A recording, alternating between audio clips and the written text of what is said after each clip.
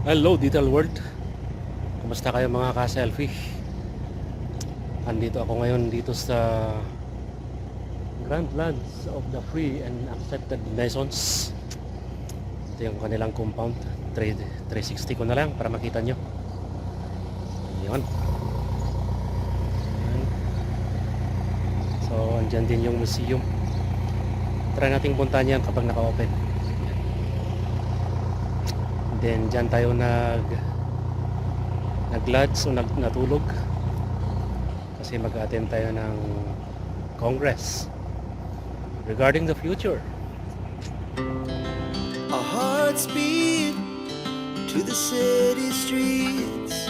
We began to feel the fire.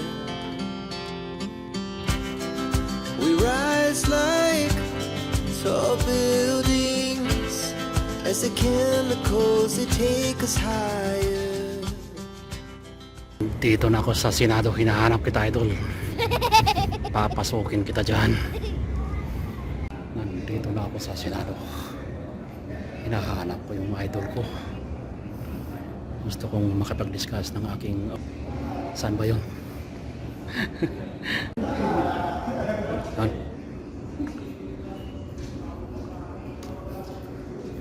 Dito pala siya eh. Yan, idol. Organizers and participants, let me greet the President of PhilFutures, Dr. Lizan Perante Calina. Let me also greet our conference chair, Dr. Reginald Ugandan. Let me also greet our SecGen and our very own alumni of the Pamantasan ng Lungsod ng Valenzuela, SecGen Dr. Mitchville Rivera.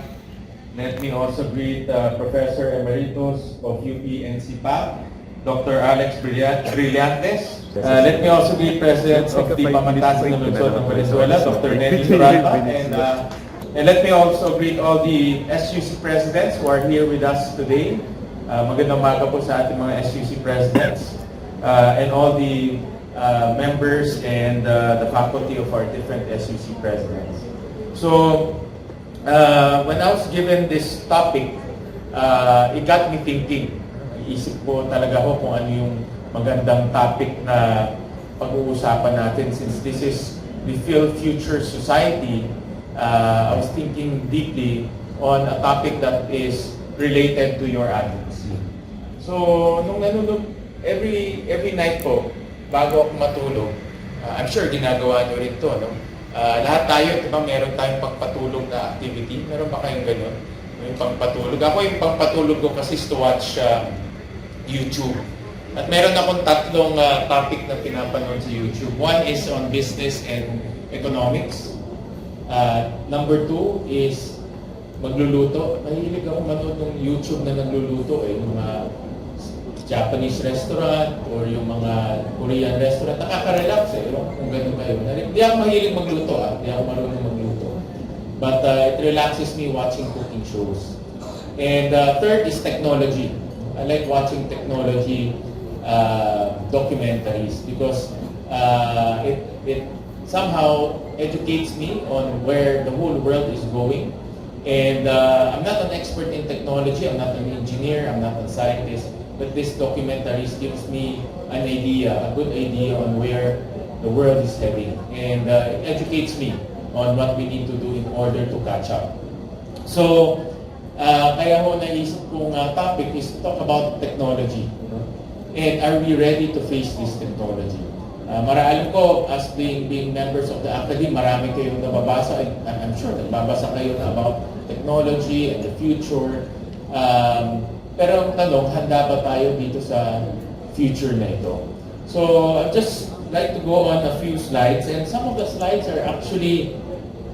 was actually showed by Professor Alex. So, while doing research for this event, I went through this very famous and important consultancy firm, the McKinsey consultancy firm. I'm sure a lot of you have heard about this consultancy firm. And this is a firm that I regularly download the reports and read the reports.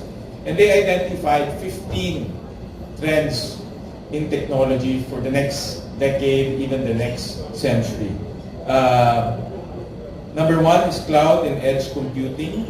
Number two is advanced connectivity. Number three is generative AI. Number four is applied AI, both artificial intelligence. Number five is next generation software development, so coding is very important. Number six, digital trust and cybersecurity. This is a trend that we should look at. As the world goes into the digital space, cybersecurity becomes a very important skill and talent that we need to develop. Wala pang masyado sa atin yan. Number seven is electrification and renewables. The world is going electrified, electric vehicles, and renewable energy, and the likes. Number eight, industrializing machine learning. Number nine, future mobility. Number 10, climate technology beyond electrification and renewables. Number 11, immersive reality technology. Number 12, future of bioengineering. Number 13, future of robotics. Number 14, quantum technology. Ito, very interesting. I think some of our SUCs are already exploring into quantum technology, although the technology itself is still very expensive, but a lot of the world is looking at this technology to solve many of our problems. And number 15, future of space technology. So these are the top 15 technology trends that we should be looking at and preparing for. But ang the information that really caught my attention is the equity investment in 1 year, in 2023. Kung makikita natin yung equity investment, ito yung pumasok na investment, both in terms of commercialization and in research in this technology. Pag makikita natin, for example, cloud and edge computing, 54 billion, generative AI, 36 billion, applied AI, 86 billion. Dollars to, hindi to pesos. We're talking about dollars. So in just 1 year, makikita natin yung perang pumapasok sa ganitong technology in terms of research, in terms of commercialization, kung kaya na, and in terms of advocating this technology. Ganong kalaki yung ponong pumupunta. Gusto ko lang i-emphasize yan dahil ang research magastos, di ba? Ang research hindi naman libre.